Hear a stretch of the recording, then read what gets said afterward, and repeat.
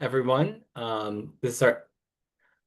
We are recording this session. This is our eighth Building World-Class Teams webinar. Thank you so much for joining us today. We've got a really brilliant panel for you ahead of some insights that we're sharing from the Culture Plus platform to help you get ahead of some risks and scale successfully. So I'm Eric. I'm the platform manager at the Royal Academy of Engineering, and I'll hand over to Melissa shortly, who will introduce yourselves. But first, I want to do a few things. Oh, we also have Florencia on the chat, who's active in the chat, and you can send any questions to her as well, and she'll keep an eye on those.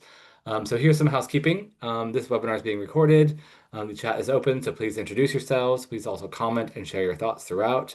We'll be moderating it to keep it a safe space, so any inappropriate messages will be removed. But do drop any questions into the chat at any time during the event, and we'll come around to them at the end. Captions are available during the webinar, so to enable them, navigate to the bottom tab on Zoom or click the More Options button to find the button that it will enable captions. So let's go over our agenda for today. We're going to start with a lightning talk on what we can learn from the data that we've received from our first 50 companies on the platform. And then we're going to have a panel discussion, so focusing on using your culture to help you scale. And then your questions will be answered. And then we'll give you sort of a call to action on how you can use this information to improve your own company. So great. So finally, I wanted to give you some context about Culture Plus in general, because this is where all the data is coming from. So to give you a little bit of background, the Royal Academy of Engineering embarked on a research project in 2019 where we sought to best understand how to support startups, scale-ups, and SMEs with good EDI practice. So our research found that even though these organizations make up 99% of private sector business in the UK, they're vastly underserved in terms of EDI resources. Current support was either tailored for large corporates with vast budgets or was fractured, addressing single issues, leaving leaders of organizations confused about what good looks like and what to focus their time effort on that would have an actual impact. So the challenge then was to create a resource that would work for smaller organizations, address multiple EDI challenges, and show impact. We initially imagined this as a toolkit, and then the Honeycomb Works came along and said that a toolkit wasn't going to cut it. But in order to support organizations fully, we needed a platform that would offer targeted support for individuals on their journey, as well as tools and resources for organizations to create good processes. And so this is how Culture Plus was born. And the reason I mention this now is because all the insights and data that we'll be talking about today come from the organizations that have been using this platform. So now I'd like to hand over to Melissa. Yeah, so hi everyone. Thank you for being here with us. For those of you that don't know us, we are the Honeycomb Works, and our mission is for everyone at work to feel like they belong and are free to invent.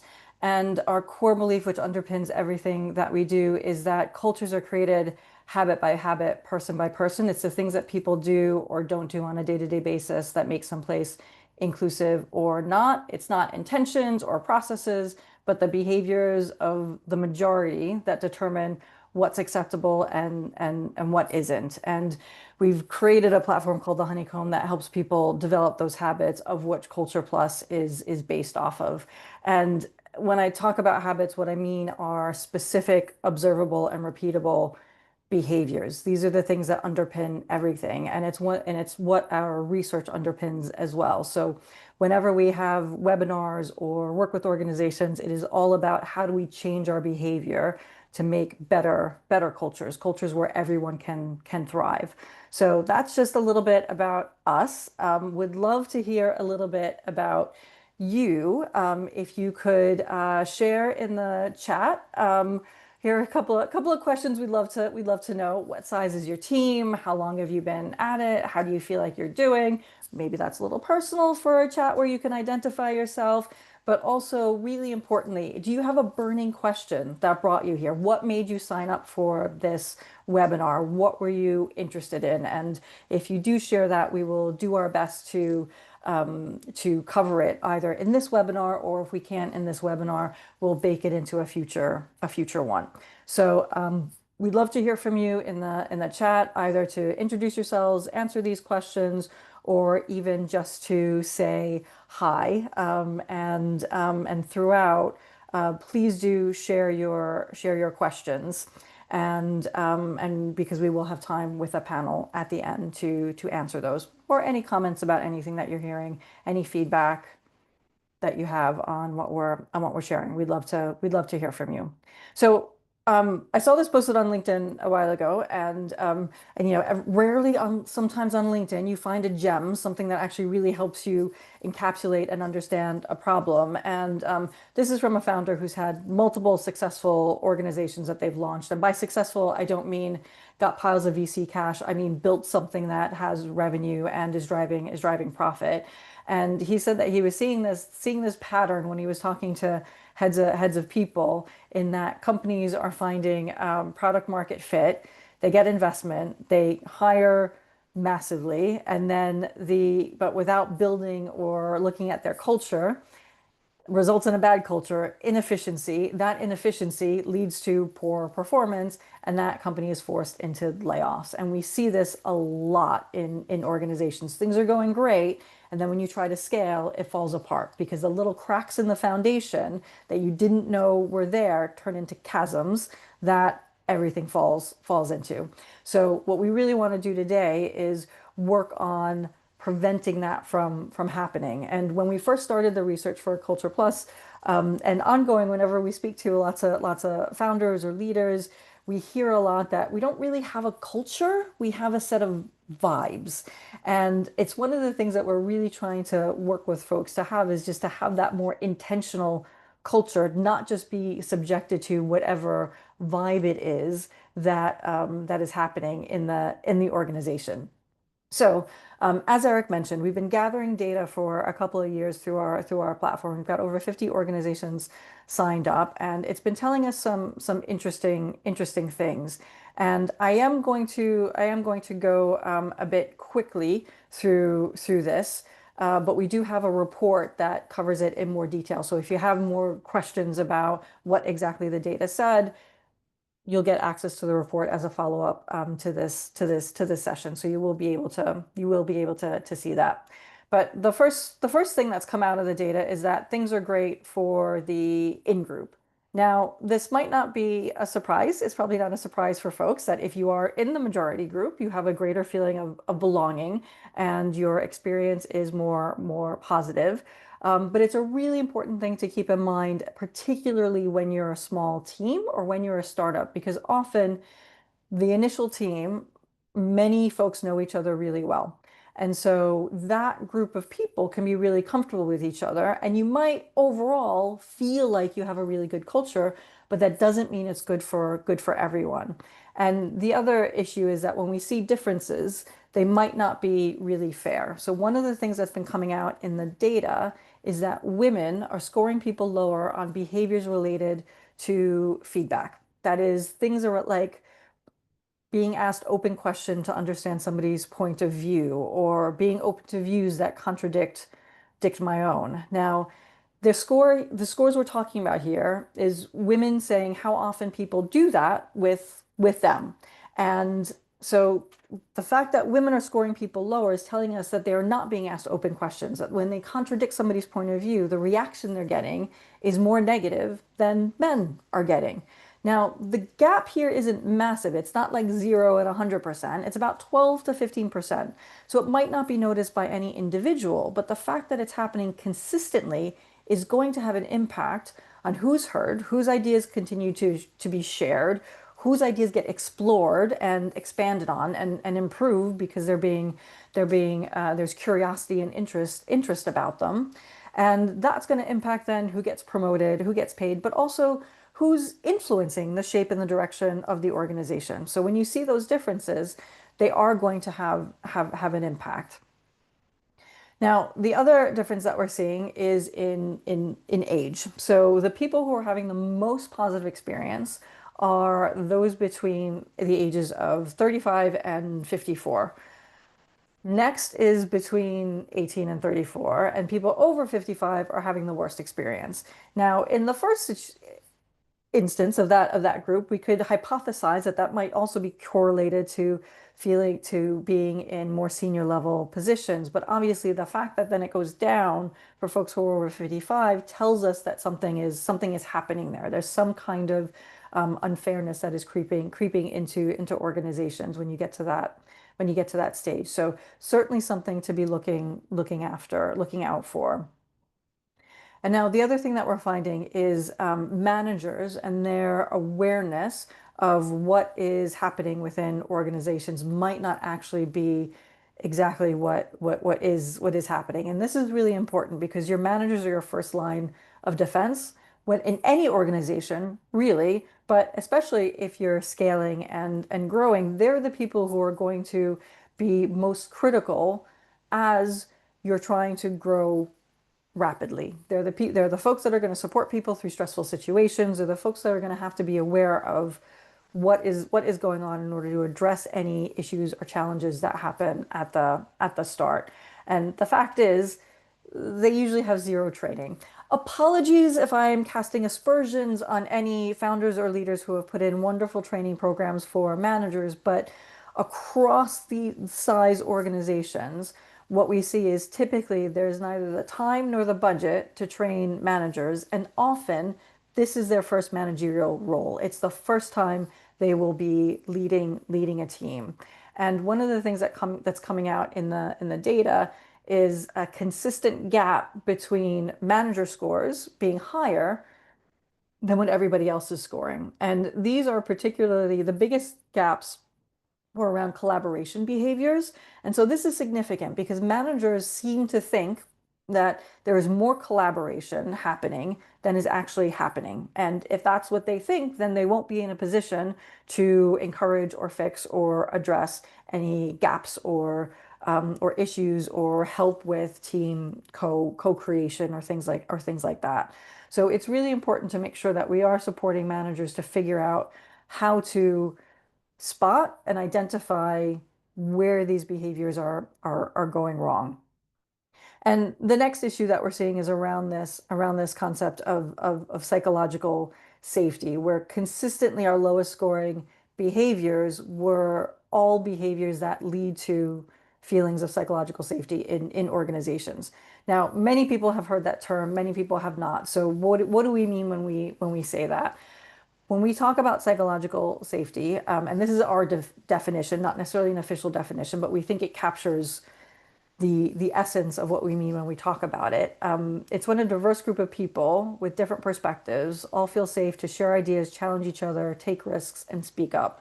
Now, sometimes, especially in the startup world, this idea of psychological safety has gotten a bit of a bad rap because people think that, well, feeling safe, feeling comfortable, is what we're going for, but actually, what we're going for is feeling comfortable to be uncomfortable. So it's about feeling willing to be wrong and take a risk and do things that make you go out of your comfort zone, so to speak, and knowing that and being able to do that because you know if you do that and you get it wrong or you make a mistake, that your right to be there won't be questioned, that you are fundamentally respected. And that's what we're trying to create with these cultures, that it's okay to make a mistake, it's okay to take a risk. And the really important thing about that is that that's what creates a high performing team, it's what creates an inclusive team, it's what creates an innovative team. All these things are tied together and they all derive from the same behaviors. And fundamentally, if people don't feel able to do things like ask for feedback, challenge each other, collaborate, then there's little chance for innovation. So certainly, if you're trying to crack a big scientific problem, you're going to want to have these behaviors embedded within your organizations. And consistently, this behavior of asking for feedback is our lowest scoring behavior across multiple organizations. So it's one of the things that we absolutely need to make sure that we are addressing in this community because and in this ecosystem, because if we don't have that, you don't know how to improve, you don't know how to get better, and you run the risk of not seeing problems when they're happening.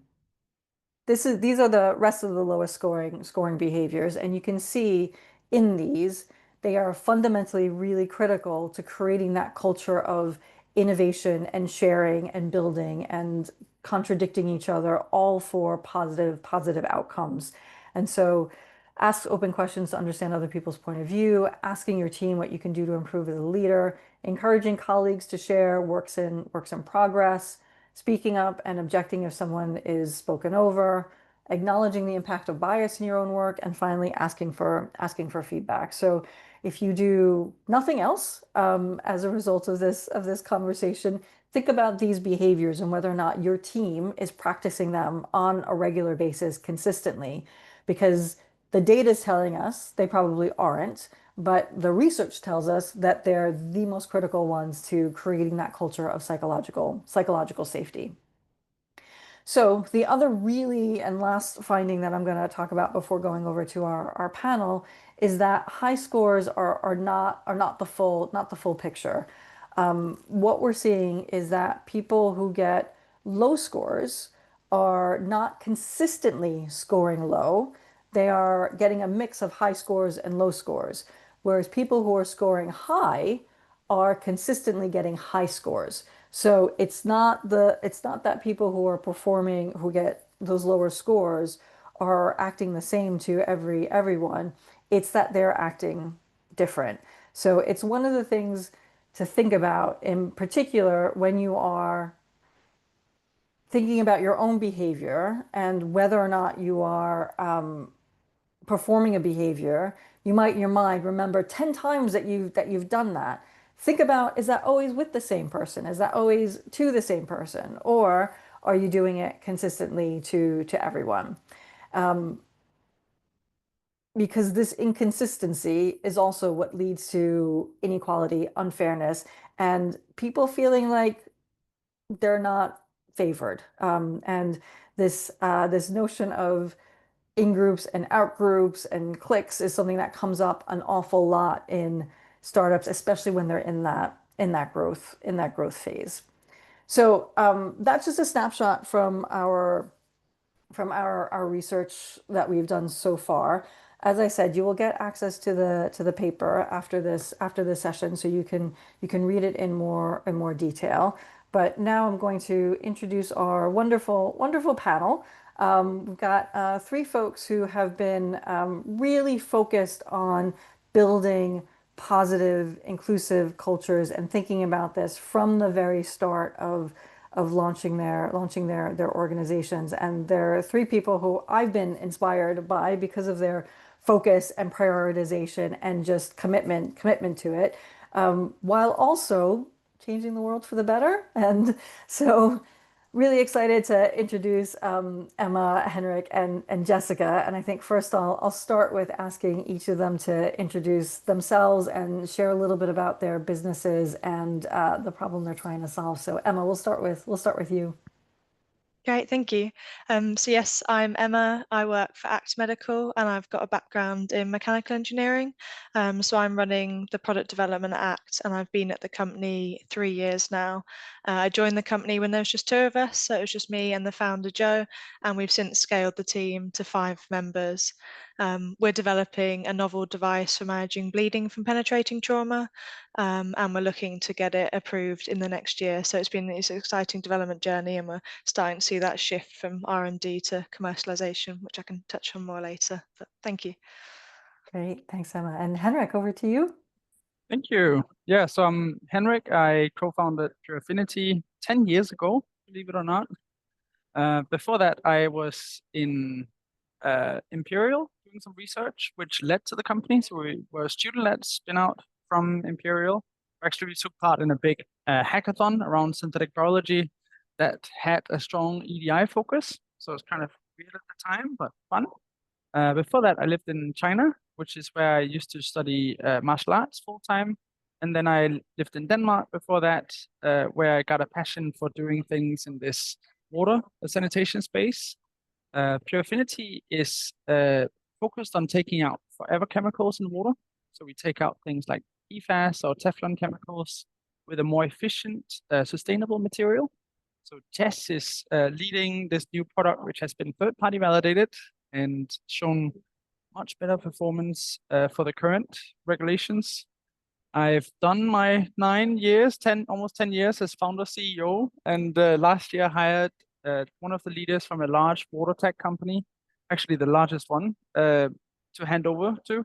And I've been able to do more on the product side since and share some of the learnings around all the mistakes you make as a founder CEO. That's great. That's wonderful, and definitely something to learn in that, and stepping away from the role and putting yourself into a role that's more what you're looking for, and getting external help. But yeah, Jess, over to you. Hi, everybody. So my name's Jess. I am Pure Affinity's Chief Technology Officer. And unlike Henrik, I'm jumping in with both feet. I've been with Pure Affinity for just about 10 months. And as he mentioned, we make chemicals or water treatment solutions that remove forever chemicals from water. My background is in product development with companies like Rolls-Royce and Dyson. So I've lived a corporate life, and the cultures or the currents of culture that flow in a corporate environment. But most recently, I've been working in startups, and before Pure Affinity, I was in another water-focused startup called Matter. And I definitely find that the mixture of the smaller startup organization and the purpose of working in a space that is climate orientated are things that make me happy in my work. Fantastic. Yes, and make me happy, because please save our world. So I think we'll go back to Emma, because I think it's great to start where you started, because a lot of times what we hear from founders or early leaders is it's too soon. We can't think about this. We're only a couple of people. But we first started talking when you were 3 people, and you're like, we have to get this culture thing right. So I'd love to know a little bit more about this. Why did you prioritize it so early? And I think you saw sort of little even shifts in the culture from 3 to 5 that started to make you think that, yeah, this was definitely the right thing to do, and we need to continue to focus on it. Yeah, definitely. Yeah, so the original team, when it was just the 3 of us, we'd all worked together previously at another tech consultancy, and it's a much larger organization. And even there, working at that company, you could notice that it's a lot harder to implement like EDI policies and changes and get that culture right when it's a big team. Like I saw people working really hard in the organization to try and make a difference. But when the foundations just aren't there, sometimes that work just isn't. Obviously it's good, people should continue trying to like grow that in the large organization, but we really just thought that, like, as a small company, we can just get this right from the start. We don't have to build a large organization and then try and like plug holes and fix problems. Like, we can just build this from the ground up in the inclusive culture, and get it right from the start, really. So yeah, straight away when we knew it was just us who'd worked together before, we wanted to just learn, okay, this is a business, we're going to need to employ other people. We can't just keep employing people we worked with before, and we want to know how to do that in a way that's inclusive and effective. And really, we're all new to it. We'd all worked in consultancy before, but none of us had worked in a startup environment. So when our founder Joe heard about working with the Honeycomb and this platform through the Royal Academy of Engineering, we just thought, wow, great, someone we can actually talk to and get advice from, and make sure we're doing this correctly, because yeah, we're not going to assume that we're experts in it when we've not done it. So it was just really great to have a port of call initially to kind of ask questions to, and guide us. And yeah, as we've continued to grow the company, it's been really beneficial for the recruitment. So is like an action list that we can follow to make sure that we're taking the right steps and that we're using inclusive practices and we're not letting like unconscious bias slip into that process. And it's also been incredibly helpful just to be a startup that considers this. It's actually also like a selling point to people we're looking to recruit. It's obviously not why we did it originally, but it is something that people who are joining startups can be concerned about or looking for. So even just being able to communicate that we've been working with you guys and that this is something we're aware of and something we're passionate about getting right has just been really great to kind of be able to communicate to people, and has been a bit of a selling point for people joining the company. Yeah, that's a good point around that employer brand thing, because I know a lot of people are, they're concerned about the industry, they're concerned about fairness, they're concerned about culture, all those kinds of things, and putting that effort out and just showing that you're taking action means that people are more likely to think that this is a good place to work and someplace I can grow, because that is often one of the questions with small organizations or startups is this somewhere I can grow and develop? And definitely sorry. No, go ahead.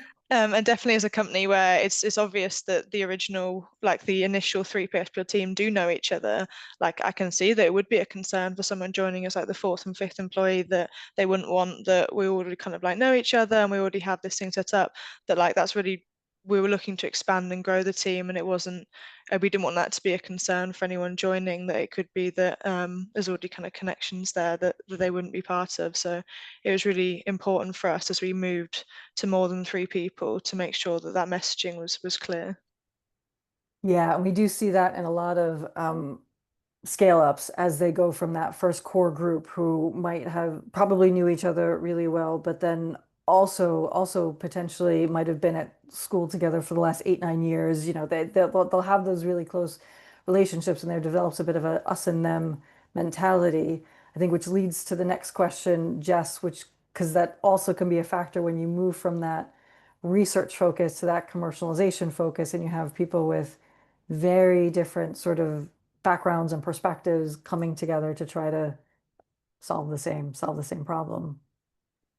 Yes, absolutely. And certainly that's where Pure Affinity has been, and I guess still is to an extent. So when you're an early stage startup, you've got a great idea and you're busy in the lab trying to prove that it's a reality and develop this fantastic product, and you're selling yourself to investors probably, but perhaps not yet to customers. And you have to make that transition to being a much more commercially focused entity. And it's not just about the science anymore, but the people that have got you there to date have been the ones that are really interested in the science. And so I think platforms like Culture Plus have it's really helping us to gain a common language across the business, and to choose areas within the business that we want to focus on as core skills. So we've chosen 2 of the cells as our first core set of values for everybody to kind of understand the behaviors within and to work towards and to measure themselves against. And then actually we're just starting to roll that out to 3 other additional competencies. But so there's that kind of common language, but there's also this element, particularly within a startup, we're all really busy trying to make commercial success, right? It's really easy to kind of get stuck in that busyness and to maybe not be quite as hot on the very well structured professional and personal development that you need to offer people. And so it's also a tool for managers and individuals to help develop themselves. So you can see if you've got a different score from yourself compared to your manager or compared to your peers, you can start to diagnose what's going on there and try to figure out what you might be able to do differently to change people's perceptions, or frankly to change the way that you're behaving so that it's landing better for the organization. And that's been really interesting to see that evolve and to see how different people in the organization harness that and use it to their benefit. Yeah, it's really interesting. I mean, I think that, I mean, 2 components there. First is that shared language bit of how do you communicate to people what the expectations are, and aside from we need to be commercial, we need to drive revenue, but we need to be really scientific at the same time. And I think a lot of times when organizations communicate their values, they're just a bit vague. And when you have folks who have really different perspectives, you'll have different interpretations of those things. So aligning everyone on those, on a set of specifically observable behaviors and saying these are the things that we really need to focus on and prioritize can be really effective. And then that piece of developing your own self-awareness of what you're doing and whether or not you're doing it, because there are a couple of components that we're not always the best judges of whether or not we're actually doing something. I'm going to go to Henrik next around data, but first I just wanted to check Emma, because you mentioned also about making that shift from research to commercialization, whether there was anything that you wanted to add on that question, just to put you on the spot. It's okay to say. Yeah, it's just for us about kind of making sure that it's a shared what's the word, is we want to make sure that everyone feels comfortable being able to like express concerns and like issues and like feel comfortable raising things. So obviously it might be something you're happy to share with like your friends, but it's good to make sure that across the team, everyone feels like they don't have to know everything. Because the whole point is that we're all learning and growing together as we make this shift. And we've really tried to prioritize making sure that people know that they can ask questions, they can get things wrong. They're not expected to know everything. And that's just been something that we've been trying to prioritize and make sure we maintain as we grow. Yeah, I think that that's a great example because most people, they're coming into a new organization, they're saying it's okay to get things wrong or say what you don't know is so counterintuitive. But holding that as a no, this is something we value and you'll actually be rewarded for that here and stating that explicitly can make all the difference in creating a culture where, and especially on the types of things that you're working on a medical device, right? You don't want people to have a doubt and not share it or be confident about something that they shouldn't be confident about. It's so important when you're doing those kinds of things that that you have that, but it's counterintuitive, right? It's difficult, and without explicitly stating that and rewarding those behaviors, then people will instinctively protect themselves. So, Henrik, I want to go over to you and ask about data because I think it's something that you've been incorporating into how you're using things. And we also had a comment in the chat about there's a significant gap often in how inclusion and feedback are perceived. Leaders think they're doing well, while Oh, the yeah. team might quietly struggle, which I think is a great lead into the data conversation and how that can potentially help leaders who might think, yeah, we're doing great. Yeah, I just laugh because I think often we talk about the data as the source of truth, and especially when you do the well-being surveys, you might say, "Oh, we have it storing this out of 5 or this out of 10." But what I often tell the team when we did it, I really say it's more about the store profile. So it's about seeing where are relative strengths, relative weaknesses, and then maybe your team is relatively cynical and all your stores are quite low. Or maybe your team is sort of sucking up a little too much and all your stores are a bit high. But that doesn't matter so much. It's more about where are those dips in the curve? And that those dips really tie into how we've used data, to be honest. So we noticed growing Pure Affinity, getting beyond this kind of 15 people stage that it looked a little bit strange. Like the last couple of hires looked very similar in terms of protected traits, those 9 protected traits from the 2010 Equality Act. And so instead of just going to the team and saying, hey, what the hell is going on? We said, okay, let's assume that we are biased and use curiosity to go in and see what we can learn to improve. So we swallowed the medicine. We did this EDI audit, which was through an expert that the Enterprise Hub at the Royal Academy of Engineering introduced. And yeah, there were gaps. There were like, oh, there weren't enough policies. There were things that we can do to make more clear what the career path is, and the recruitment we could tighten up. And so we basically took those weaknesses and built them into a 5-year plan. We called it a 5-year EDI plan, but one big tenet of it wasn't just, oh, we have a plan. It was how are we going to take action from it?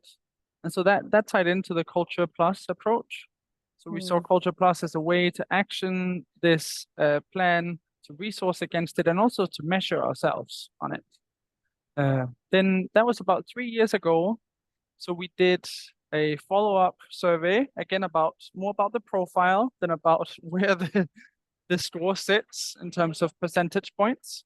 And that one showed some gaps around the feedback area. Like you also said, it is one of the harder bits. Maybe we're too British. Maybe we just struggle a little bit to say things as they are. But for whatever reason, we then did that tile, like Jess mentioned, and one of the very tactical ways we then presented the results from this.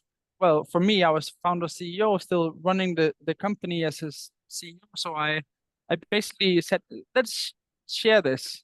So I shared my personal development roadmap after the 360 feedback with the entire company.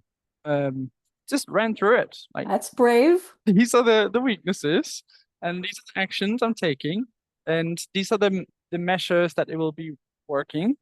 And I I try and do things that take action to remind people empathy is often talked about, but it's not soft. You know, it drives clarity, it drives action.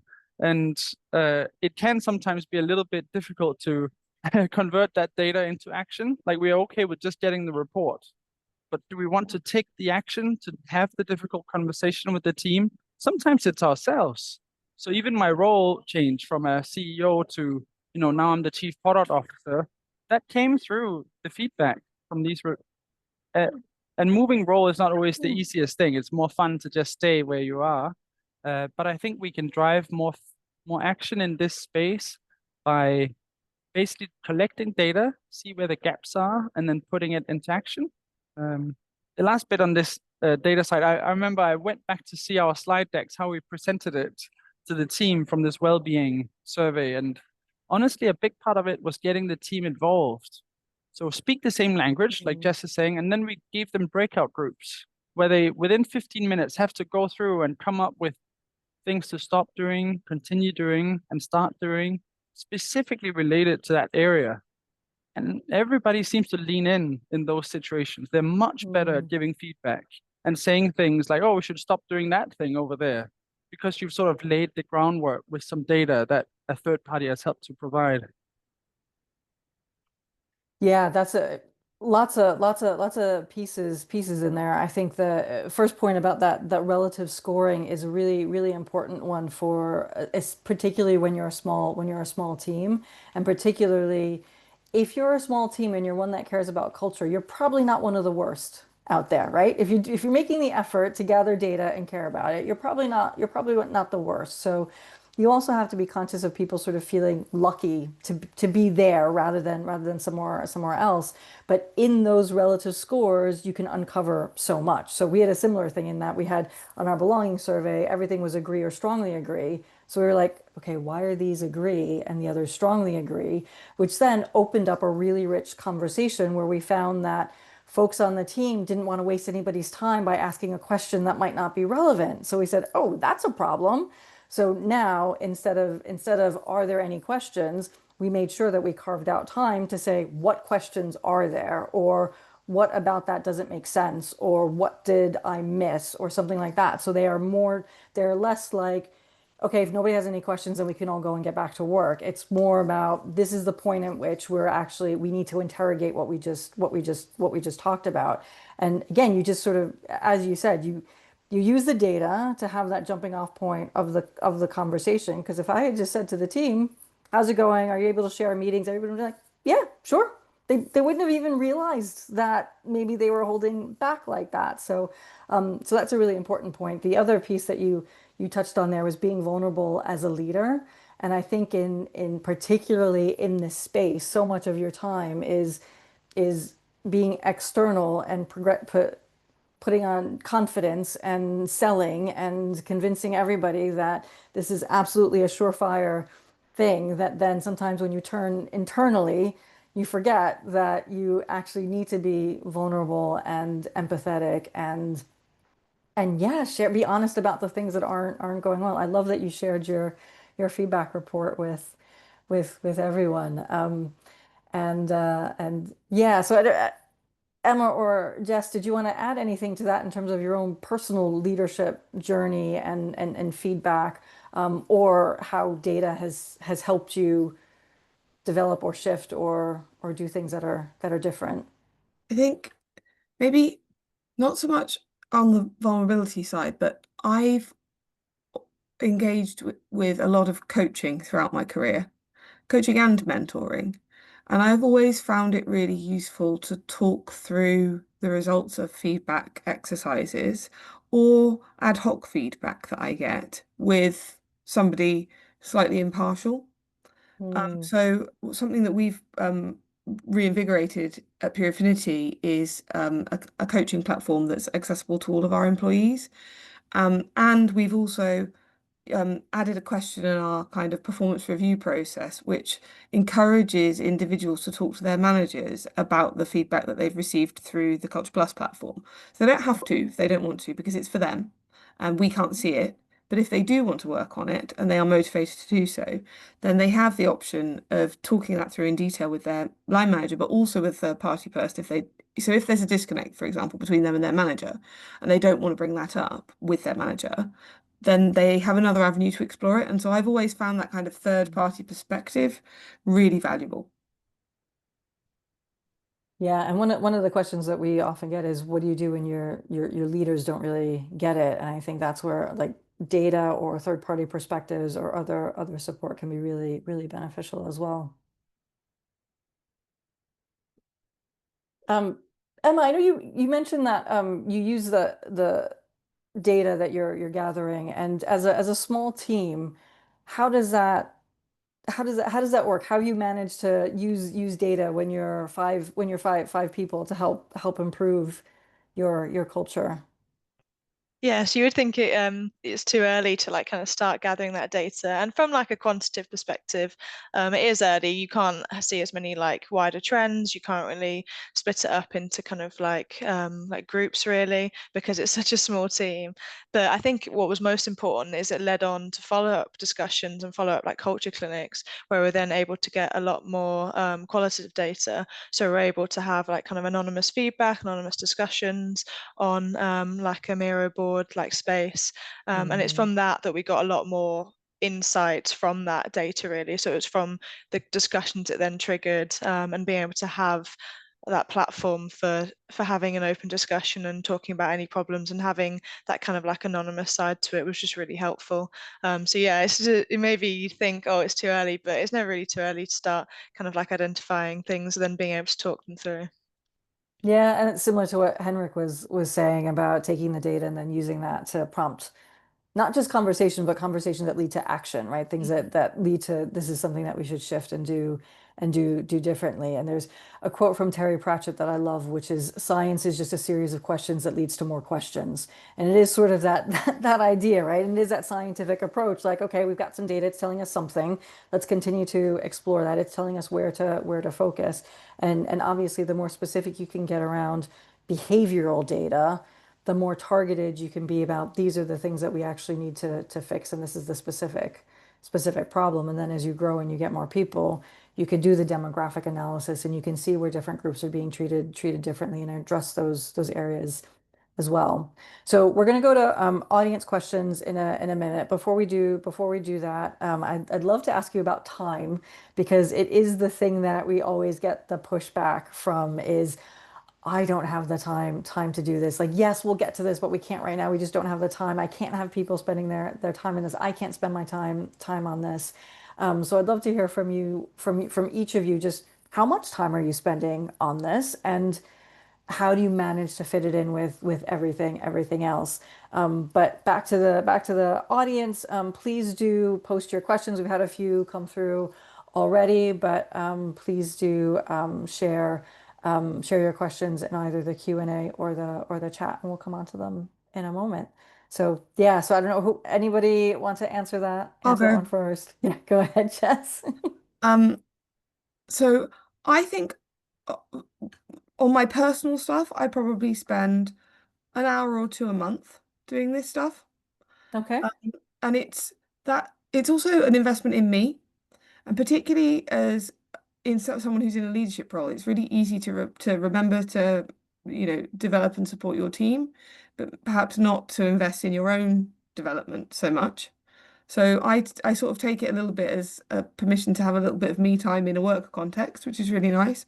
But then obviously the amount that I support my team with it, or the whole Pure Affinity team, quite frankly, with it, is really variable because it's driven by them.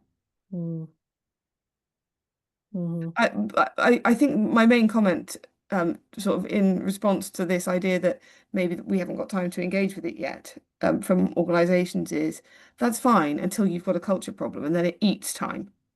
Yeah. Hand over fist, and it stagnates the business, and no one can afford that. So much better to be proactive. Yeah, so it's that choice of, do I invest a reasonable amount of manageable time now, or wait for the catastrophe that's going to derail everything Do I I take? service my car, or do I wait until the head gasket blows and then spend thousands of pounds on it? Good analogy. Yeah.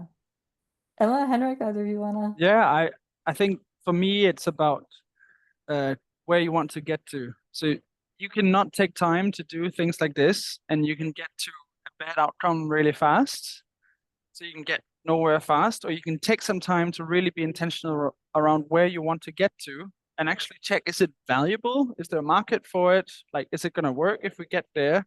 And then get somewhere valuable, slightly less fast, but it will be a higher likelihood of being valuable. The one thing I see again and again is like we are so busy because we're missing clarity, and Culture Plus helps to create that clarity. When you know that, you can take the right action. And I remember seeing so many times where I've taken the right action after listening for a little while and then being like, whoa, so many problems just disappeared. I stopped being busy with lots of random shit I shouldn't be doing. That's my one 2 cents. I love that because as a founder, I do see like I have this massive list and I've always got this question like what is the thing that is going to have an impact? What is the thing that's actually going to move the needle? And if I had the answer to that, I would know exactly what to focus on. So anything that helps me get the answer to that makes my decision making a lot easier and makes whatever decision I made have that positive outsized impact. Emma, did you want to add anything? I think I just agree, really. I think it's hard to quantify exactly kind of like how much time we commit to it because it's kind of just being built into our processes, really. But in terms of helping us communicate better, helping us be more innovative, more collaborative, it really is like it is time saving. And that's even just as a team of 5. It just means that we're able to get on with things better. We're able to like feel like we're being supported better, and I think it'll just continue to be time saving as we grow and scale and have more people to not have those kind of problems. So I guess we're in like the early stages of getting it right, but I can only see us getting more beneficial as we grow. I think that is the ideal state, isn't it? I don't know how much time we spend because it's woven into everything. It's just embedded in everything that we do. That's sort of the Zen state of culture. So yeah, I think we should all probably aim for that. So we are gonna pop over to your questions. I see again there are some in the chat and some are in the Q&A and some in direct messages. So I'm gonna ask Eric to jump back on and ask those questions. But before I do that, just in case people have to drop off early, if you are interested in Culture Plus and you'd like a demo, you can click this link and book in a demo one-to-one to ask us any questions. Obviously, no commitment, no pressure, but just an exploration of what it is and what it does. Again, the idea is that it's there to help you deliver an affordable personal development tool, build that strong feedback culture, which, as we've seen from the data and from the panel discussion, is a consistent challenge, but also help you get ahead of any risks so they don't cause you problems or waste your time later on. And we've got a brilliant community of people who are already on the platform and engaged, and we'd love for you to join us. If you're not ready for a demo, if we haven't gotten you that far, but you'd still like to keep in touch with us, you can subscribe to our newsletter or drop us a note or connect on LinkedIn or follow us on LinkedIn, any of those wonderful things. But we'd really love to stay in touch. But now over to your questions. And Eric, which one do we want to go for first? Yeah, hi, this one's from Chris. Do you have any data or have you used any tools to ensure that the unconscious bias is not eliminating potential candidates through your wording, style, channels, or advertising vacancies?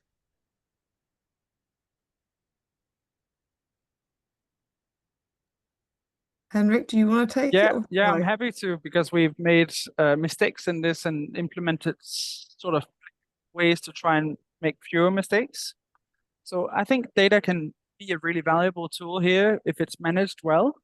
There are some organizations that really get very scared when it talks about demographic data, so like protected traits.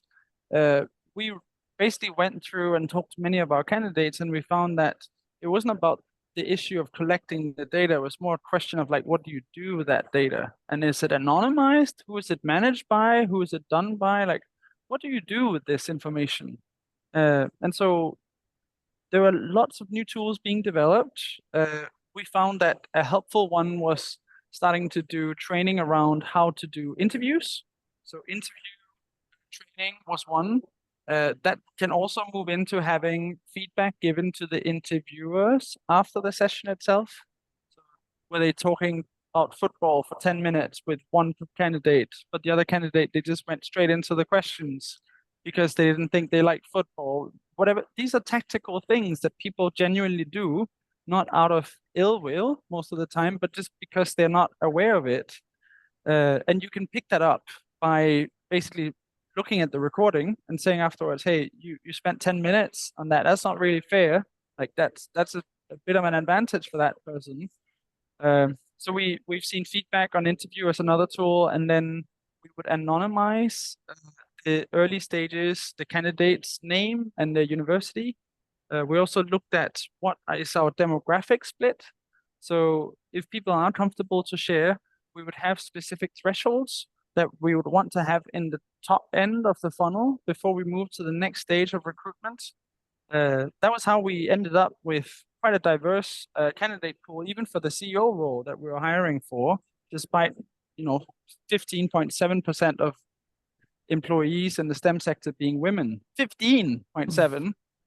We had 50-50 at the final stage, which wasn't because we did anything to ask for that at the final stage. We just make sure that the funnel is actually fed up. And then if there are any stages where a lot of candidates with a specific demographic trait disappear, you go in and you zoom in and you say, okay, what feedback is, what's going on here? What happens at this stage? And then using that feedback muscle, which is a bit uncomfortable, but is one of those tools that the Culture Plus platform helps to unpick, or at least give some common language around. I think something else that we do thoughtfully at Pure Affinity is that we involve quite a few different people at different stages of our interview process. So we have 2 or 3 stages, and somehow we can kind of display our intrinsic diversity through that.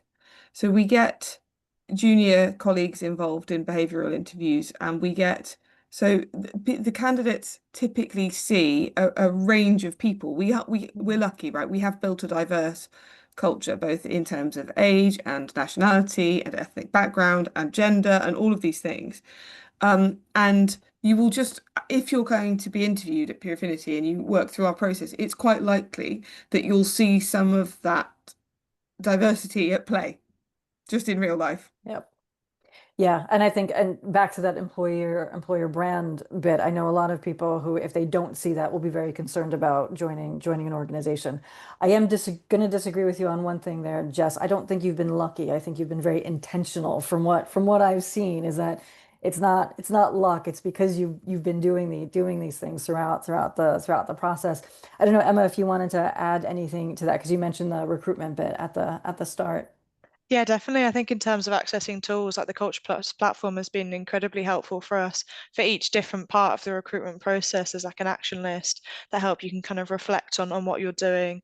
So for example, like when you're putting the job description together, using language that just describes the core skills that you're looking to recruit and not kind of like personality traits or like intrinsic traits. Like in the screening process, is like action list that describes how you can anonymize the CVs, and then also just have like criteria that's really integral to the job and kind of mark people against that to have an objective way of assessing them, rather than having a more kind of subjective like gut feeling that could lead to unconscious bias. Yeah, there's all sorts of things like available on the platform that we've been trying to implement and follow. So it's been a really useful tool set for incorporating that into our recruitment processes. Can I also jump in? Something else that we've started doing quite recently is certainly sharing some of the interview questions. So we'll have a core set of interview questions that we want to ask to all candidates for a particular job role, and we share those to everybody in advance, because some people don't like to think on the spot, but there will also always be some element of follow-up question or other things that is led by the discussion that you're having with that interviewee. But at least the core questions, they have time to actually prepare and think about how they would like to answer those and evidence them. Yeah, I like that.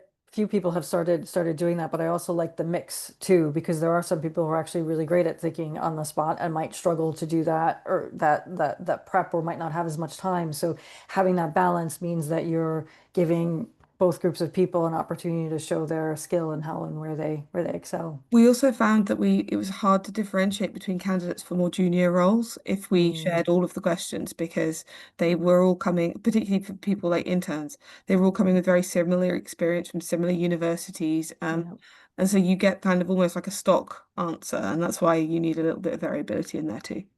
yeah, fair enough. Eric, what's next? As an organization grows in size and the increasing number of job roles grow in complexity, how do you ensure that differing communication styles are accommodated across everyone, especially the newer colleagues who you may not know so well?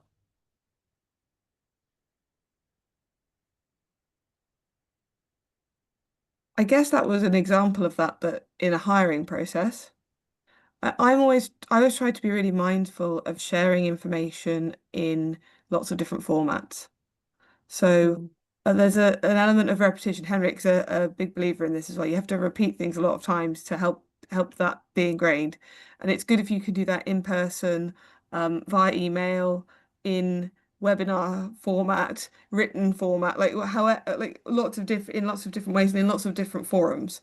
Um, and so that people can kind of engage with it in their own time and in their own way, or refer back to it as well. So um, I always try really hard to instill in the whole team the need for clear agendas and pre-reads. If you need people to, look at things in advance or come with ideas, don't just blindside them.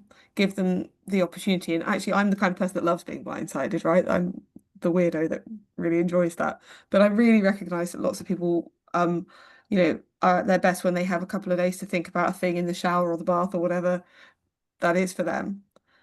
So yeah, it's just about being consistent with the messaging and the information and giving people multiple ways to engage with it. that's great. Anybody else have anything they wanted to add to that? We do a stand up a couple of times a week where people just talk through at the top level what they're working on that week. And it's been really interesting because for people in like the different job roles, like they are still interested in like what's going on like the technical side, and then it gives them an opportunity to ask questions about areas that I might be working on that they're interested in and want to learn more about. And as a really small company, that we do have a lot of kind of like crossover in terms of what people are working on. It just provides a really useful way of having that information accessible to everyone. So that across different job roles you can get an insight into what's going on and get involved in anything that interests you really. Great. Yeah. I think we're almost at time. So I am going to say thank you to everybody who attended. If it's all right, we'll go for a couple more minutes to ask the final questions. And for anybody who needs to drop off, you will get the recording. But the one thing that I wanted to say before we let you go is that it's really hard to make changes. So there is a process, a way to do that, to make it most likely that you will actually make the change. And that is pick something very specific, link it to an outcome, and then figure out what's the obstacle, what's the thing that would stop you from doing that, and then make a plan of what you're going to do to overcome that obstacle. Because then your brain is actually doing the cognitive work ahead of when you get into the situation where you might stop you from doing the thing. So you're far more likely to do it. And if you feel like you heard a lot of things today, hopefully you did, that were interesting and that you'd like to apply, pick one or two things, make them specific and make them actionable in order to do something differently. And again, we'd love for you to stay in touch. So I'm going to leave that up on the screen. And I think we're going to go to interesting. We've got the last two questions are related to gender and specifically women's experience. And the first one is around what systems have you implemented to ensure women receive equitable feedback and recognition, and how do you measure that success? And I'm happy to jump in there if if nobody has an answer for that, but if anybody has I don't think this is a specific. I know the lightning talk talked about women not getting equitable feedback, but I actually just think that by breeding a feedback culture, a good feedback culture, and we use the Culture Plus platform to support us with that. The feedback module is one of the first ones that we chose as an organisation. It reminds everybody that everybody should seek feedback and also give feedback. So Yeah. it's a general feedback culture that is needed in an organisation, and then it's not weird and it should be less unequitable, if that makes sense. I think the coaching also helps a lot, to be honest. So there's so much focus on diversity in the past, not much on inclusion. And for me, the coaching aspect really answers that question of how do we make it actionable? How do we make it tactical? People don't know how to give specific feedback. And sometimes it's as simple as teaching them, like, how do you give a specific piece of feedback rather than, oh, good job. So like, oh, these figures at this section in your presentation were useful. And this bit over here could have more infographics. Thank you. Like, just people don't know, don't have the skill, and often it goes, yeah, it's built into people with non-majority protected traits. Women is big one of them. Everybody benefits when you get better at providing equitable feedback. So I think for the men in the audience, it's like, hey, we're also going to benefit from it. And you are going to get much more out of your team members if you can overcome these difficult aspects, these uncomfortable moments. Yeah, and I mean, one of the things that Emma, was there anything you wanted to add to that? Or yeah.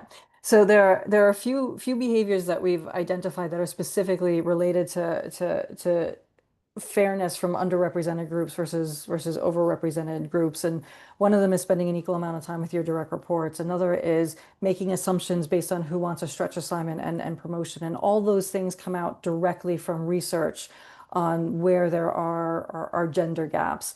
And so as everyone said, like intentionally creating those cultures and making sure that it's equitable is part of that. But gathering the data and making people aware of what's happening, it goes a really long way in actually fixing that. So we've had organizations where we've pointed out the gender gap, and so it's made them conscious and aware of it, and they've closed that gap in their next round of data gathering. So part of it is just that making sure that people are aware of specifically the things that they're doing that are unfair and unequitable, both at an organizational team level and at an individual level. Now, obviously, on an individual level, we can't say, hey, you might be a little bit sexist because the sample size is too small. But we can say you're inconsistent on this behavior. Think about where you are performing it and where you are not performing it. And then in the aggregate across a team, we can measure those differences and then also measure progress as well. And now the final question is kind of a big one, and I do question the question, but it is around being female in a startup, and I think there's a question there about women not being forthcoming and taking those steps, but I think over and over again, the data is telling us it's not that women aren't forthcoming, it's that they are not getting a fair amount of the opportunities. So over and over, I think we see that it is women are asking, women are applying, but they're not getting the positive response. They're not getting the jobs. They're not getting the roles. They're getting passed over. So I think it is one of those areas where it's really important to shift the culture, because I'm not going to get the numbers exactly right, but it's something like we're bringing in 16% more women into engineering every year, and we're losing 17% of women from engineering because it's just not some place that is welcoming, and so they might as well go do something else. But I'll hand it over to the panel in case anybody else wants to add anything to that. Yeah, one thing I would say is, having joined the startup so early on, like it's been even easier to be like a woman in the startup. We're able to create that positive culture and to encourage other people to join the company. So it's really not something that I think should put people off joining a startup. I'm used to coming from like a mechanical engineering background where maybe you're more of a minority, but in our company it's actually, we've got more women than men now currently, but it's more just about like I feel a valued member of the team. I don't really massively reflect on that, like I'm a woman in the startup. We're all just valued members of team working together towards like a common goal. And it's great that we can kind of put that out and hopefully grow and maintain that culture. But yeah, it's not really something that is a concern. Yeah, that's a great point. The smaller the team is when you join, the more you can make it not dominant of any one particular group. But even having joined Pure Affinity when it was sort of scaling, and we're at 40 now, it was probably more like 32 or 33 when I joined. Um, I agree with Emma. I don't really think very much about my gender at work, which is lovely actually to just be completely free from that and to be there for what I know and what I bring to the organization. But I do think about it in terms of the junior members of the team and wanting to make sure that they're supported and trying to be a good role model for them and recognizing that the challenges that they may face through their careers or may have already faced in their careers are different and wanting to hold space for that and support them to work through those things. Yeah, that's a really good point, Jess, because just because my lived experience is actually that I've been able to navigate it really well and haven't had that many issues doesn't mean that that's everybody's lived experience. And being conscious of that and listening and hearing people is really super important. And obviously, when you look at intersectional dynamics as well, I know as an American white woman, I get away with things that other folks would not get away with. So yeah, go on, Jess, did you want to I add was going something to to say, I think that? there's also an element of perhaps startups have a bit of a reputation for requiring a large volume of work, right? And having cultures where people work crazy amounts of hours. And sometimes that's true. And sometimes that's true in Pure Affinity, and sometimes it isn't. But I also make a point, there are certain elements of my life and my lifestyle that are specific to me being a female because I'm a mother and I do a lot of things around childcare, although so does my husband. But I make a point of being open and honest about those. So that's, I guess, where I try to share Henrik's ability to be vulnerable. Because I want people to see that everyone is finding that balance in their lives and that juggle is okay. And it doesn't just have to be about children. It can be any other part of your life that you need to juggle. Yeah, and accommodating for that, right? And being comfortable with that is really important, and making sure that that is not necessarily the thing that's going to influence your promotion or pay rise or anything like that. Exactly. Absolutely critical. I think we're going to leave it there, but thank you, audience, for your great, brilliant questions and your participation and for joining us today. And massive thanks to to Eric for co-hosting, for Florencia for supporting on the technical side and in the chat.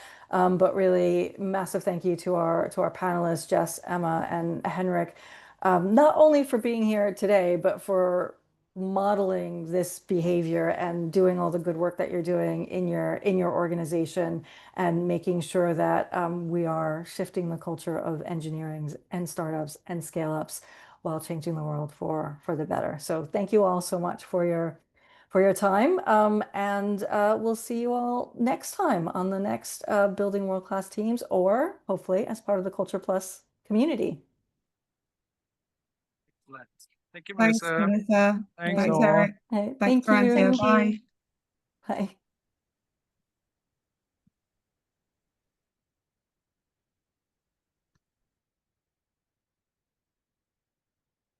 Oh, thank you, Laura. Thank you, T.